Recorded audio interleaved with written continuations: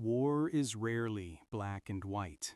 History often tells us that one side fought for good, the other for evil, and that uniforms alone defined which was which. But the truth of World War II, like all human conflicts, was far more tangled. Behind the lines and beneath the surface of propaganda, there existed a forgotten front, a place where soldiers' loyalties blurred, where spies and defectors crossed invisible lines, and where Americans and Germans sometimes found themselves fighting under the same uniform for reasons that history would struggle to explain. It began quietly, before the war had even started. In the years leading up to 1939, thousands of men with German roots lived in the United States. Some were first-generation immigrants, their accents still thick with the old country. Others were born American but raised on tales of Prussian discipline and German pride. When war erupted in Europe, many felt torn. Their heritage whispered one thing, their passport demanded another. And when America finally entered the war after Pearl Harbor, that conflict became deeply personal. Families were split, brothers, cousins, even fathers and sons now on opposite sides of the battlefield. Some would fight wearing the olive drab of the U.S. Army. Others across the ocean would march under the swastika, bound by duty or coercion to a cause they didn't fully believe in. In the chaos of that divided loyalty, a strange phenomenon began to appear. In certain battles, reports came in of American soldiers fighting enemies who spoke perfect English, or worse, looked eerily familiar. Allied intelligence began intercepting strange transmissions, voices speaking flawless American slang, directing troops in the field, using code words only U.S. soldiers should have known. These were not ghosts. They were Germans, trained to sound and even look like Americans. The mastermind behind this deception was Otto Skorzeny, one of Hitler's most audacious and cunning officers. Known for rescuing Mussolini from captivity in a daring glider assault, Skorzeny was tasked with leading a secret operation, Operation Greif, during the Battle of the Bulge in December 1944. His mission?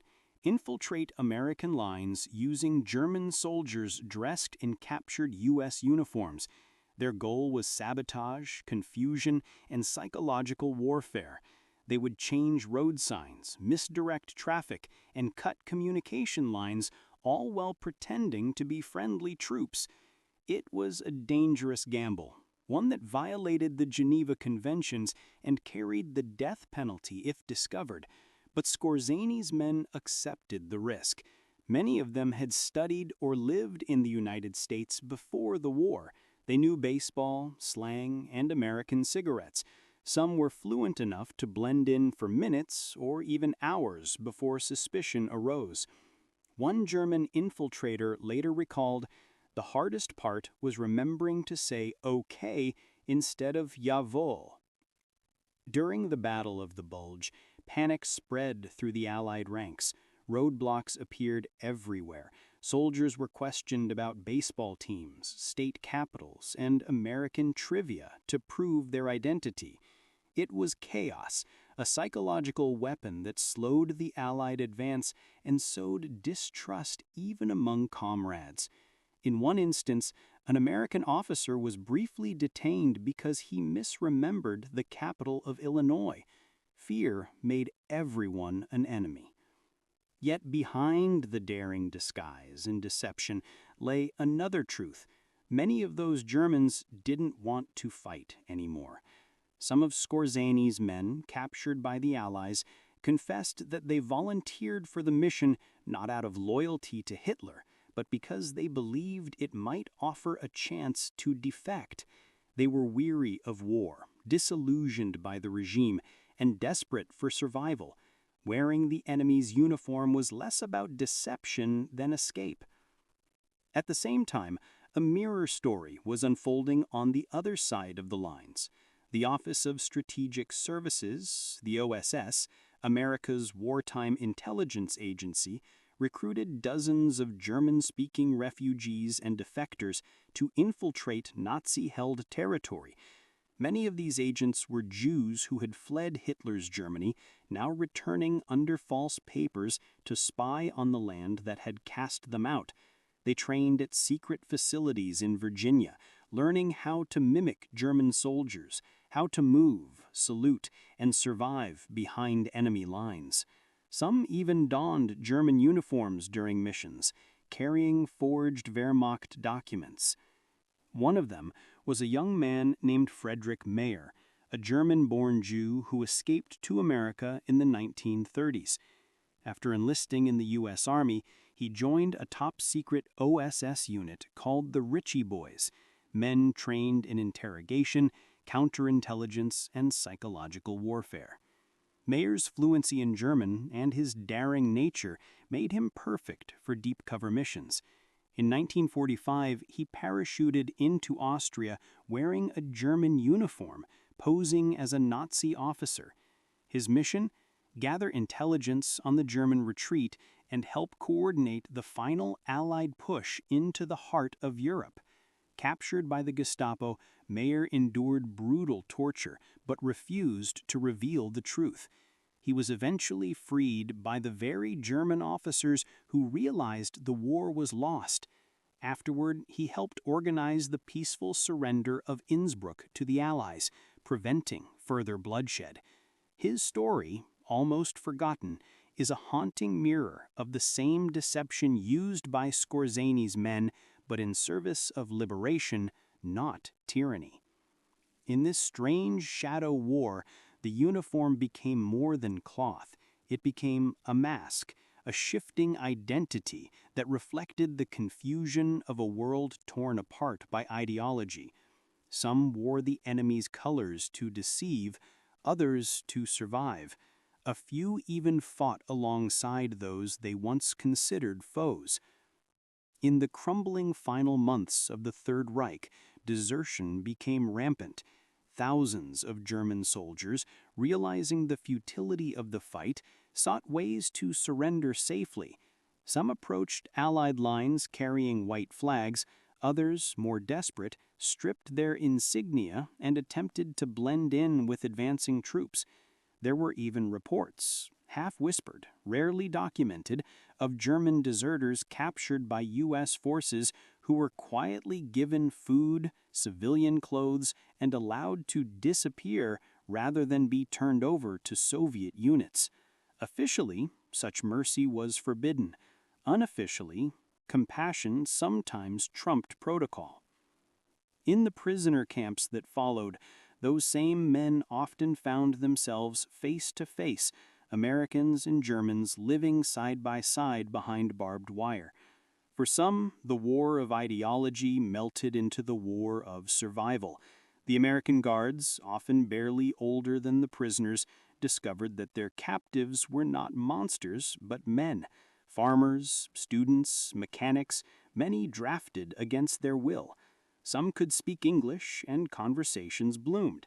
A few POWs even helped rebuild towns in the American zone after the war, wearing work uniforms indistinguishable from their former enemies.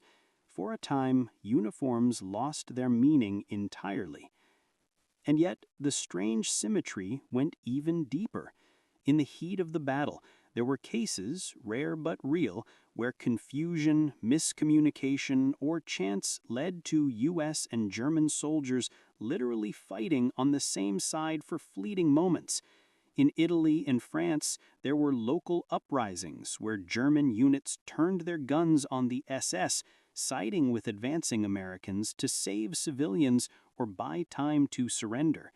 In one village near the Rhine, an American patrol was shocked when German soldiers approached, waving not white flags, but offering to help repel a rogue SS detachment still firing from a church steeple. Together, they fought the fanatics, then laid down their weapons side by side. No official record listed the event, but local witnesses remembered. For one night, enemies became allies. These moments didn't fit neatly into post-war narratives. How could they? Nations prefer clear lines, heroes and villains, victors and defeated. But war erases clarity. Men who wore one uniform one week might wear another the next, not from treachery, but from exhaustion, compassion, or conscience. On both sides, there were those who refused to keep killing for causes they no longer believed in. By 1945, as Allied forces liberated concentration camps and occupied cities, some German soldiers who had secretly aided captured Americans came forward. A Luftwaffe officer named Franz Weber, who had once shot down Allied bombers, confessed that he had been passing Red Cross packages to American POWs through a sympathetic. When peace seems like a distant memory and survival becomes the only rule, the boundaries between friend and foe begin to dissolve. The Second World War, already a conflict of unimaginable scale, also became a stage for deception, unlike anything the world had ever seen. By 1944, Europe was not only divided by borders, but by identity. Who someone appeared to be mattered far less than who they truly were beneath the uniform they wore. At the heart of this moral labyrinth were men who lived dual lives, soldiers who fought not just against an enemy army, but against the very fabric of identity forced upon them by the war. Some were spies, trained in the art of masquerade. Others were ordinary soldiers trapped by circumstance, compelled to fight under false colors. And a few chose this path deliberately, believing that to deceive the enemy, even if it meant wearing their uniform, was an act of supreme courage. The concept of deception in warfare was ancient, but in World War II it reached new heights. The Allied and Axis powers each built vast networks of intelligence, infiltration, and misinformation. The goal was simple: to make the enemy see what wasn't there, and to hide what truly mattered. Yet within those networks, individuals emerged who blurred the line between duty and identity. Consider the story of Erich Gimpel and William Kolpaw, a German and an American working together under the Nazi banner in one of the strangest espionage missions of the war. In 1944, they landed off the coast of Maine from a German U-boat as part of Operation Elster. Gimpel, the German spy, had been trained to sabotage American industries. Kolpaw, born in Massachusetts, had defected to Germany earlier in the war, disillusioned by his own country's politics and seduced by Nazi propaganda. Together, they posed as ordinary American civilians.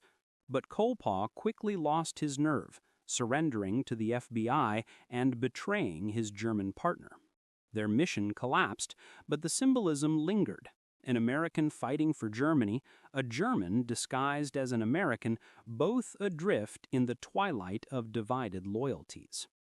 Across the Atlantic, another drama unfolded in reverse. Dozens of Germans who had fled Hitler's regime found themselves in U.S. uniforms marching toward the homeland they had abandoned. They were part of an elite intelligence program known as the Ritchie Boys, named after Camp Ritchie, Maryland, where thousands of refugees were trained in interrogation, psychological warfare, and counterintelligence. Many were Jewish. Their parents and relatives had vanished into the concentration camps, and yet here they were, donning the uniforms of American soldiers, preparing to return to Germany not as victims, but as liberators. Among them was Guy Stern, who lost most of his family in the Holocaust.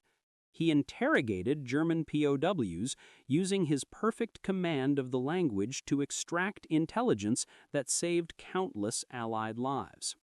He later admitted that the emotional conflict was overwhelming. He said, "I wore the American uniform, but my soul spoke German. Every prisoner reminded me of the life I lost." For men like Stern, the uniform was not just a disguise. It was a shield against grief, an instrument of justice, and a statement of survival. While the Ritchie Boys helped the Allies win the war through intelligence, there was another group that operated even deeper in the shadows. German defectors working for the OSS behind enemy lines. These men were ghosts to their own people. If captured, they would be shot as traitors. One of them, Hans Bernd Gisevis, had been a member of the German resistance inside the Abwehr, the military intelligence organization. He secretly funneled information to the Allies, often while wearing the uniform of the very army he sought to undermine. When the July 20 plot to assassinate Hitler failed, Gisevis barely escaped execution, smuggling himself out of Germany with forged documents. He would later testify at Nuremberg, wearing civilian clothes once more, his double life finally stripped away. Meanwhile, on the front lines, deception took a cruder but no less dangerous form. In the Ardennes, Operation Greif lingered long after the shooting stopped. Allied soldiers, paranoid and weary, now viewed every encounter with suspicion. Roadblocks multiplied, passwords changed by the hour. Men who shared the same language suddenly became potential enemies. We stopped a Jeep, and I asked the driver who won the World Series. He said the Cardinals. He was right, but his accent was wrong. We drew on him anyway. Fear had become its own weapon. For the Germans, dressing as Americans was an act of desperation, a last-ditch attempt to sow chaos as their empire crumbled. For the Americans, it was a haunting reminder that the enemy could look just like them, that the front line was no longer physical, but psychological. The uniform that once symbolized belonging now became a source of anxiety. Who was truly American? Who could be trusted? Yet amid this tension, there were rare flashes of humanity. In a Belgian farmhouse during the Bulge, a wounded German infiltrator was captured by American medics. He was bleeding heavily, his fake U.S. uniform shredded by shrapnel. The medics treated him anyway, removing his insignia before carrying him on a stretcher marked U.S. Army. Later, when questioned why they had risked their lives to save a spy, one of them simply said, "Uniforms don't bleed differently." Those words, simple, almost naive, capture the forgotten heart of this story. Beneath the propaganda and politics, war reduced everyone to the same fragile essence: blood, pain, fear, and hope. Whether one wore the eagle or the star, the swastika or the stripes, humanity persisted in defiance of ideology. In the ruins of Germany, as Allied forces advanced deeper into enemy territory, the world of deception turned inside out. Some German soldiers began deliberately disguising themselves as civilians to escape retribution. Others, realizing the futility of resistance, approached American lines, waving captured flags or even donning Allied armbands. It was a desperate gamble. Many were shot on sight, but for some, it worked. The chaos of war blurred identities so completely that even experienced officers could no longer tell who was friend or foe. After Germany's surrender, this confusion lingered in the occupation zones. The U.S. Army needed interpreters, clerks, and local collaborators. Thousands of Germans who had once served in the Wehrmacht now found themselves wearing armbands that read U.S. Military Government. Some did it to survive. Others genuinely sought redemption.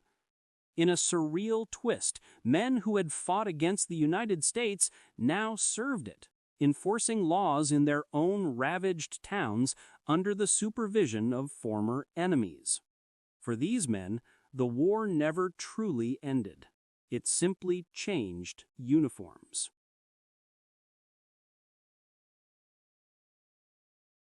When the war ended in 1945, the world celebrated victory. Flags rose, bands played, and leaders proclaimed the triumph of democracy over tyranny. But beneath the joy, a quieter reckoning began. For those who had fought in the wrong uniform, or in too many uniforms. The end of the war brought not peace, but silence. They were the forgotten soldiers of both sides, spies, infiltrators, refugees, and defectors who no longer fit any nation's story. Their service, often heroic, was too complicated for official history. Governments wanted clean narratives, good versus evil, liberation versus oppression. But these men and women lived in the gray zone between them, their identities too messy for the world's comfort. In Germany, the stigma of betrayal ran deep. Those who had defected to the Allies were labeled traitors. Even after Hitler's fall, they found themselves ostracized in the new Federal Republic. Otto John, one of the German officers who supported the July 20 plot against Hitler, became the first head of West Germany's intelligence service. But his past haunted him. In 1954, he mysteriously disappeared. Some claimed he defected to East Germany. Others believed he was kidnapped. When he resurfaced years later, no one knew whom to trust. His own country viewed him with suspicion. He had fought for Germany's future, but he had done so in the wrong uniform. Across the ocean, the Ritchie Boys returned to a nation that barely acknowledged their existence. Their missions remained classified. Their German accents drew suspicion, and many concealed their wartime roles for decades. It was only in the 2000s that their contribution, interrogating tens of thousands of Nazi prisoners, shaping psychological operations, and decoding enemy strategies, was fully recognized. Some were already gone by then, their stories buried with them. But perhaps the most poignant aftermath belonged to the German POWs held in the United States. Between 1942 and 1946, nearly 400,000 German soldiers lived in camps scattered across America. They worked on farms, repaired roads, and in some cases befriended their guards. In these quiet spaces, far from the battlefields, the war became strangely human. German prisoners joined local baseball games, attended church services, even taught German language classes to curious Americans. The irony was not lost on anyone. In the land of their supposed enemy, they found a semblance of peace. When repatriation came, many begged to stay. A few did, marrying American women or returning years later as immigrants. Others returned to Germany and found themselves viewed with suspicion, too Americanized, too friendly with the former foe. The uniforms had changed again, but the sense of belonging never fully returned. The theme of mistaken identity, of soldiers living between two worlds, echoed across generations. The children of these men grew up hearing stories of confusion and conscience, stories that defied the simplicity of good and evil. Some became historians, determined to preserve the truth their fathers could not speak. Others remained silent, fearful that their family's history might be misunderstood. In time, the lines between sides faded entirely. When former enemies met at reunions or commemorations, many discovered that they shared the same memories, the same snow, the same fear, the same smell of gunpowder and frozen earth. They had fought on opposite sides, but they had lived through the same nightmare. The Forgotten Front wasn't a place on any map. It was a psychological battlefield, where identity itself became a weapon, and survival depended on the courage to be someone else, if only for a moment. And yet, for all its tragedy, it also revealed something deeply hopeful, that even in the darkest war, humanity could adapt, disguise itself, and still endure.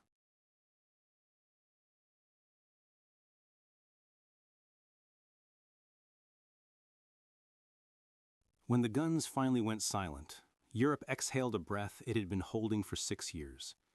Cities smoldered in silence, and in that silence, the ghosts of the war still marched. Among the millions moving across the ruins, displaced families, liberated prisoners, soldiers returning home, were those who had fought not for nations, but for survival. They walked through the rubble carrying more than rations or medals. They carried the weight of confusion, guilt, and questions no one dared to ask out loud. What does it mean to fight in the wrong uniform? To survive by pretending to be someone else? To serve a cause that you later realized was never yours? These were the silent burdens of the soldiers who lived the war's strangest truth.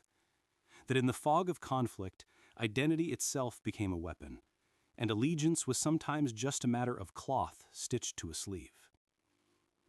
Some of these men tried to disappear into civilian life, shedding their wartime skins like snakes. They returned to farms, to offices, to quiet neighborhoods where the war became just a story whispered in the dark. Others found that their stories refused to stay buried.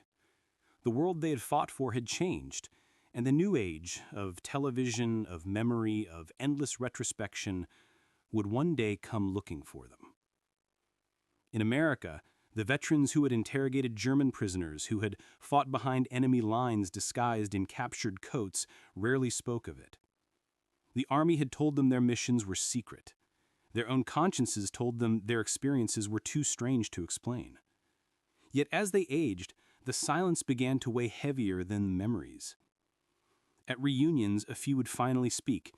You wouldn't believe how easy it was to forget who you were, one former OSS agent said, his voice trembling in an interview decades later. You wear another man's clothes long enough, and you start to think like him. You start to see the world through his eyes. For the German defectors and double agents who had worked with the Allies, post-war life was even more complicated. Some were granted asylum in America or Britain, living quietly under assumed names. Others returned to a Germany that no longer wanted them. They were seen as neither heroes nor villains, but something in between, a living reminder of moral ambiguity in a time that demanded clear lines between good and evil. One man who helped the OSS infiltrate Nazi intelligence circles spent the rest of his life teaching history in a small Bavarian town. His students knew him as Herr Wagner, a quiet man with kind eyes. Only decades later, after his death, did his family find a small wooden box hidden behind a false wall in his attic. Inside were photographs of him in both uniforms, the field gray of the Wehrmacht and the olive drab of the U.S. Army. On the back of one photo, in faint ink, he had written, "One war, 2 uniforms, 1 conscience." In a way, his story echoed thousands of others, fragmented lives caught between 2 worlds. The war had forced ordinary men and women to make impossible choices. Some chose deception as survival, others chose it as resistance. And when it was all over, the world had little patience for nuance. The victors were heroes, the defeated were villains. The ones in between simply vanished from the narrative. But history has a way of resurrecting its ghosts. In the decades that followed, as historians began to unearth hidden archives and personal letters, a different picture of World War II emerged, a mosaic of gray among the black and white. Researchers found records of Operation Cornflakes, where Allied intelligence used captured German mail trains to deliver anti-Nazi propaganda disguised as official correspondence. They found diaries of captured airmen who had been saved by German civilians, and reports of Wehrmacht soldiers who secretly helped Jewish families escape deportation. And then there were the photographs. Grainy, ambiguous, haunting. Men wearing American helmets and German boots. Captured soldiers smiling with their supposed enemies. In one, a U.S. corporal and a German sergeant sit side by side, sharing a cigarette, both exhausted, both looking somewhere far beyond the camera's lens. When questioned years later, the American said quietly, "We both just wanted to live to see another sunrise." For him, and for many others, the uniform was never the true enemy. The enemy was the machine that demanded men kill one another for flags, ideologies, or illusions of glory. As the Cold War dawned, new lines were drawn, and yesterday's allies became tomorrow's enemies. In that shifting world, the lessons of those who had fought in barred uniforms faded once more. The West and East built their own myths of freedom, of revolution, of righteousness, but underneath the truth remained unchanged. That war had turned countless human beings into actors in a play they didn't audition for, forced to wear costumes of loyalty just to survive another day. It wasn't until the 1970s and 1980s that the Forgotten Front began to return to public memory. Historians started interviewing surviving members of the Ritchie Boys, of the German defectors, of Allied agents who had infiltrated enemy ranks. Documentaries emerged, grainy footage of old men sitting in sunlit living rooms, their hands trembling as they held faded photographs. They spoke not of glory, but of confusion, not of triumph, but of identity. I never knew which side of the war I was on anymore, one of them confessed. All I knew was that I didn't want to be on the side of hate. For some, these confessions were healing. For others, they reopened wounds. Families who had believed their fathers fought proudly under one flag discovered that the truth was far more complex. One American daughter found her father's wartime journal after his death and realized that he had been part of a covert OSS mission, wearing German uniforms to sabotage railway lines. She said, "He never told us, he just said he was a translator. Maybe he wanted to protect us from the idea that heroes sometimes have to look like the enemy." In Germany, younger generations began to ask difficult questions. How many of their grandparents truly believed in what they fought for? How many had worn the uniform because they had no choice? And how many had in secret resisted from within? The answers were rarely simple, but those questions marked the beginning of a new kind of remembrance, one that allowed the gray areas to exist without shame. The legacy of the Forgotten Front lives on not in battlefields or monuments, but in the fragile human stories passed down through whispers, letters, and unspoken memories. It reminds us that the uniform does not define the man. It never did. Today, in an age of misinformation and division, those stories carry a warning. The line between truth and deception, loyalty and survival remains as thin as it was in the 1940s. Wars are no longer fought only with weapons, but with images, narratives, and identities. The lessons of those who wore the enemy uniform still echo, that understanding, empathy, and courage to question one's own side are as vital as any weapon on the battlefield. In museums across Europe and America, there are displays dedicated to deception in war, dummy tanks, forged papers, coded radios. But perhaps the most powerful relics are the uniforms themselves.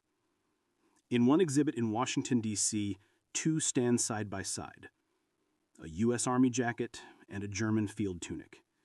Both belong to the same man, a Ritchie boy who had trained at Camp Ritchie, fought in Normandy, and interrogated prisoners in the final days of the Reich. He donated them before his death with a note that read, "I fought in both, but only one belonged to me. The other was the one that saved me." Visitors stand before it, silent, unsure how to feel. It's a relic that refuses to tell them what to think. It simply exists, a reminder that truth, like history, is rarely neat. Somewhere in a dusty archive in Berlin lies another relic, a letter from a German officer written to an American one in 1946.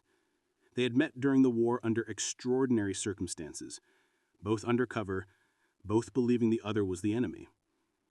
The letter ends with a line that captures everything the Forgotten Front stood for. "We fought each other once, but we were both fighting the same war, the one inside ourselves." And so the story fades, not with the sound of battle, but with the quiet murmur of understanding.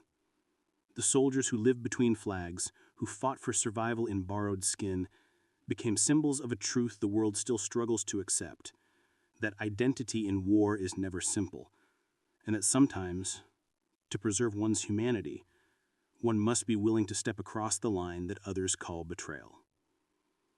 The war ended long ago, But their struggle, to remain human in a world demanding hatred, never did. In the final reckoning, it is not the side that defines the soldier. It is the choice to see the enemy as human. And in that, perhaps the men who fought in the wrong uniform were the truest victors of all.